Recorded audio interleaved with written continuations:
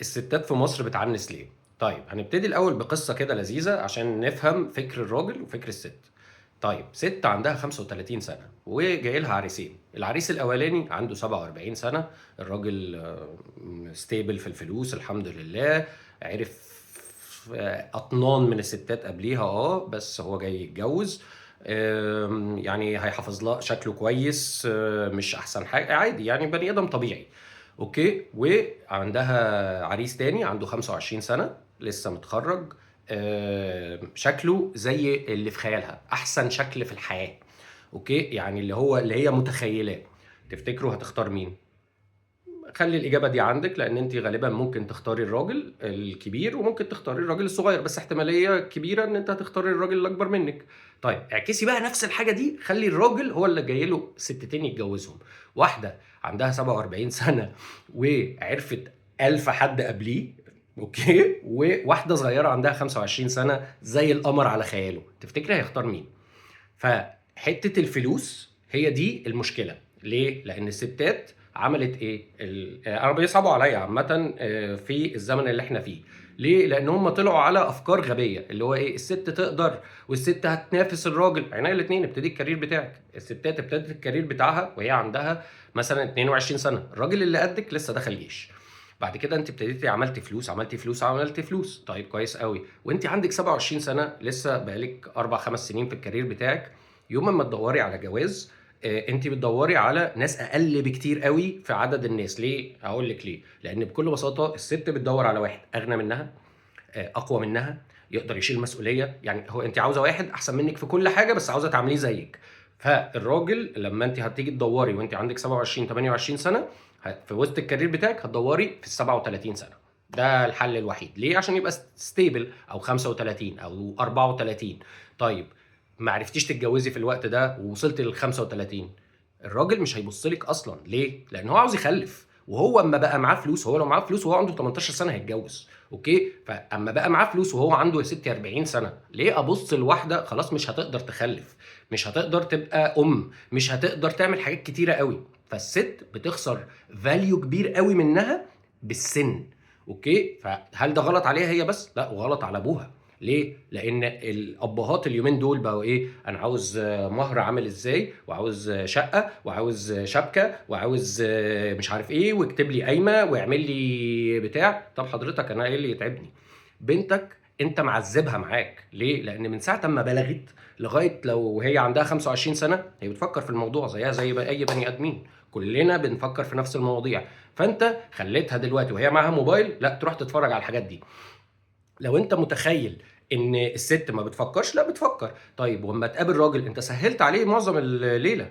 ليه؟ لان هي متربيه ومتدينه وكل حاجه، بس ما يبقاش واحد جعان بقاله 3 ايام ما اكلش تحط له طبق اكل قدامه تقول له ما تلمسوش. لا، ما هي قابلت واحد شكله كويس مش عارف ايه، هو نفسه معهوش يتجوز. دي الحقيقه. اوكي، طيب لو انت عرفتها انه ايه، لو واحد جالك يتجوز قولي له يقابلني ومش مشكله الفلوس. ساعتها هيحصل ايه؟ يا سيدي يتجوزوا في اوضتها، يتجوزوا في اوضته لغايه اما ربنا يسهل، لان ده القران بيقول لك ايه؟ هيتغنوا ان شاء الله، ما تقلقش. الحاجه الوحيده اللي الستات وابهاتهم بيفكروا فيها هي ايه؟ الفلوس، اللي هو الرزق اللي هو ربنا قال لك مالكش دعوه بيه. دي الحاجه الوحيده اللي ربنا متكفل بيها. طيب هو الرجاله ملايكه؟ لا مش ملايكه، ما هم زباله بس من اللي اتعرضوا له.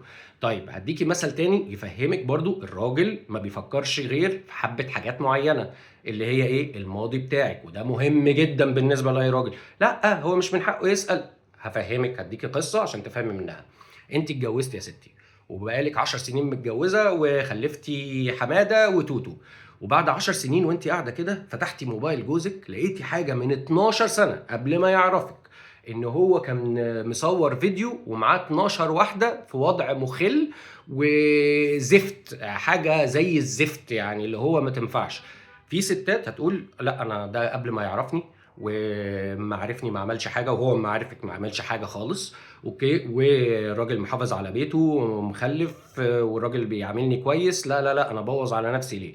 طب اعكسي بقى الموضوع تاني، خلي بقى الراجل قاعد بعد 10 سنين جواز وعنده حماده وتوتو وبيفتح لقيتي مع 12 راجل. حبيبتي لو انت مين، لو انت مين، الطلاق وهيطلع عين اهلك وهو ده الطبيعي. ف اللي انا عاوز اقوله لك ان بكل بساطه فكري الراجل عاوز ايه مش انت عاوزه ايه. ليه؟ لان جزء من الجواز الراجل لازم يوافق عليه والست لازم توافق عليه. مفيش راجل هيتجوز واحده سهر معاها، مفيش راجل هيتجوز واحده نام معاها. ده من الاخر عشان بس نبقى واضحين. انا بحبك، انا بموت فيكي، انا مش عارف ايه، اي اجمل واحده في الدنيا بعد 10 15 يوم مع اي راجل، سنه يا سيدي بعد اي راجل، هشوفها عاديه، هشوفها اي زي اي حد زي محمد. بس الرجاله خاينه ومش عارف ايه. اختاري صح، اختاري واحد مش هيخونك، مش عشانك، عشان ربنا. ليه؟ لان من الاخر الراجل ممكن يخون اي واحده، ده اللي انا بقوله لك بكل بساطه، بس مستحيل لو هو يعرف ربنا يخون ربنا. فلو هو في وسط مليون واحده وهو متدين مش هيحصل حاجه اصلا، مستحيل، مش عشانك. سواء انت موجوده او مش موجوده هو مش هيبص لحد. فده اسمه الامان. فانت اخترتي من الاول اللي بيسهر معاكي، اللي مش عارف ايه، اللي ايه اللي ايه، اللي هو انت مش فارقه معاه. في منك مليون واحده، ما هو عدى على مليون. ما انا عاوز افهمك لو الراجل عرف واحده والتانيه والتالته والرابعه وسابهم بسهوله، ايه اللي هيخلي الخمسه ما يسيبهاش؟ اوكي.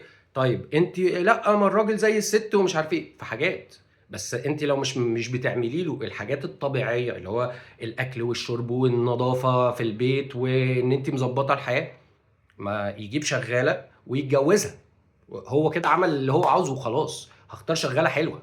يعني لو انت فاكره ان انت هتضيفي له في الكارير بتاعه، لا.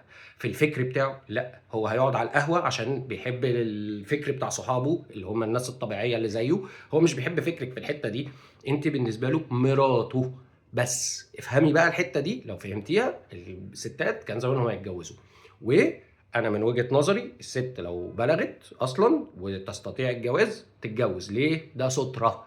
مفيش حد يقول لك بقى اصل مفيش فلوس، اصل مفيش مش عارف ايه. ده اسمه رزق، الرزق بتاع ربنا. ما تشغلش نفسك بحاجات اللي ربنا قال لك ما تشغلش نفسك بيها لانها بتاعته، وتيجي تقول اصل انا مش عارف اعيش. لا يا باشا، انت اللي او انت اللي عامله مشكلتك، واخصا ابوكي. يعني ده من وجهة نظري الاهالي هم اللي عندهم المشكله دي، لان هم زرعوا في عيالهم ان هم ما ينفعش يتجوزوا غير بفلوس وامان ومش عارف ايه. مفيش حد بيأمن حاجه.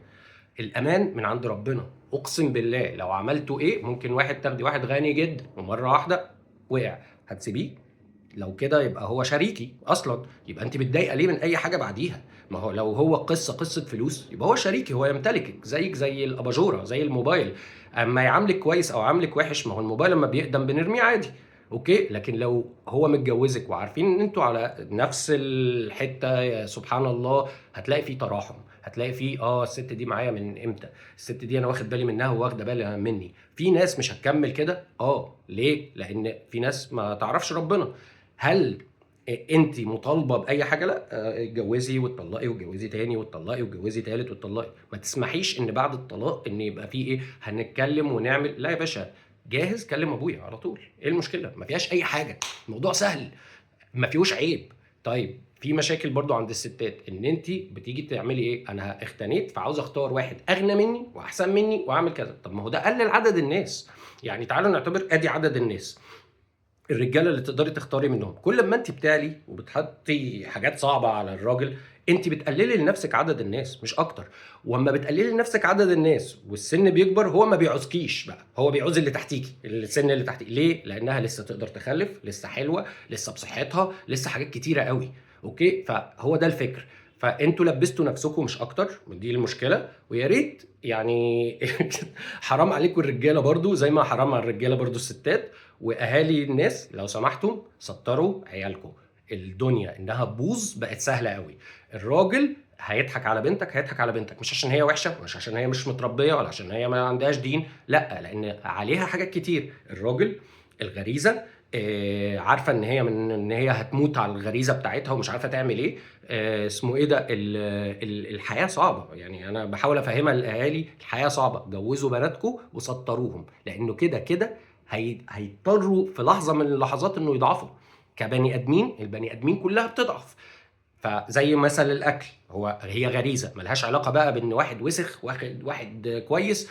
الجماع هو حاجه في الجواز حلال، بره الجواز حرام. فانت سطر بنتك وجوزها. تتجوز ان شاء الله 20 مره، اتجوزت 5 سنين واتطلقت، هتتجوز تاني عادي. ايه المشكله؟ مش معيوبه. لكن لو هي مشيت مع ده ومشيت مع ده ومشيت مع ده هتبقى مصيبه، ولو ما اتجوزتش لغايه عندها 30 سنه و32 سنه مصيبه، لانها برضو ما عندهاش فرصه الخلفه، فهي مش هتستمتع بالجواز اصلا، ده هتتجوز عشان تخلف عشان تلحق. كده بقى هنا بنجري ورا بعض. يعني هي بلغت وهي عندها 12 13 سنه او 10 سنين، وبعد كده لا انت هتقعدها لغايه 30 20 سنه بتعاني. ليه بقى؟ ليه بتعمل كده كاهل؟ فهو الغلط مش على الستات بس الستات لازم تفهم ان الراجل عنده احتياجات معينه. ايه هي الاحتياجات؟ راحه البال، الست بتاعته تطبخ له، الست بتاعته تنظف له. دي حاجات مهمه بالنسبه للراجل. ليه؟ لانه بياخدها من امه طول الوقت. الام وانت هتكتشف ان انت بتعملي ده لعيالك، فعيالك اما هيطلعوا من هنا عاوزين ايه؟ عاوزين نفس الحاجات بلس حبه حاجات تانية، ان هو هيبتدي حياته. لو انت كست منعتيه من الحاجات دي هيبص بره. انا عاوز واحده تدلك لي رجلي، عادي جدا، ايه المشكله؟ ما فيهاش حاجه، مش بتقلل منها خالص. ما انا بيطلع عين اهلي في الشغل طول اليوم عشان اديكي كل الفلوس اللي في جيبي يا ستي تعملي بيها اللي انت عاوزاه في البيت. ما هي كده. فهي تراحم مش فلوس بس.